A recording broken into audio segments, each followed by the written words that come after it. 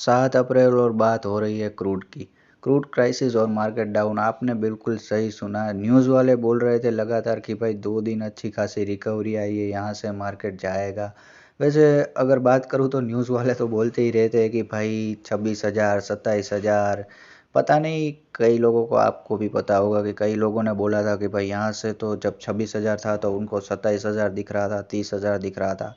लेकिन कोई भी भाई चार्ट पैटर्न नहीं समझता है, कोई भी देखता नहीं है। मैंने ना भाई $98 था 3 दिन पहले, तभी बोला था कि भाई यहाँ से मेरे को $120 पक्का दिखता है, और ये मैंने अपने यूट्यूब में वीडियो भी डाला था। लेकिन क्या है भाई, अब ना कोई देखता नहीं है, सभी लोग वो न्यूज़ चैनल वालों के पीछे भागते हैं। तो ठीक है, मैंने तो बोल दिया था, जाके आपको अगर चेक करना है तो चेक भी कर सकते हो कि भाई $120 मैंने यहाँ से बोला था।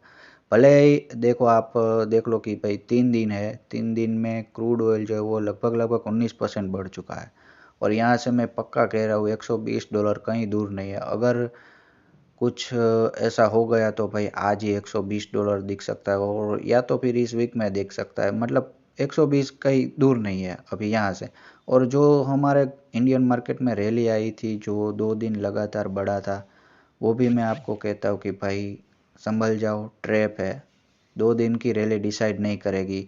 उसके ऊपर भी मैंने वीडियो डाला है, वो भी आप जाके चेक करो कि भाई किस प्रकार से वहाँ पे चार्ट पैटर्न बन रही, कहाँ पे रिटेल जो है वो मार खा रहा है। सब कुछ मैंने उस वीडियो में भी बताया था, और इस वीडियो में भी मैं बता रहा हूँ कि भाई अभी भी कुछ ठीक नहीं हुआ है। ग्लोबल मार्केट आप देख सकते हो, ग्लोबल मार्केट में कहीं पे भी रिकवरी के निशान नहीं है। तो गाइज़, ऐसे ही टाइमली अपडेट के लिए हमारी चैनल को फॉलो करें, जहाँ पे मैं और वीडियो डालता रहता हूँ।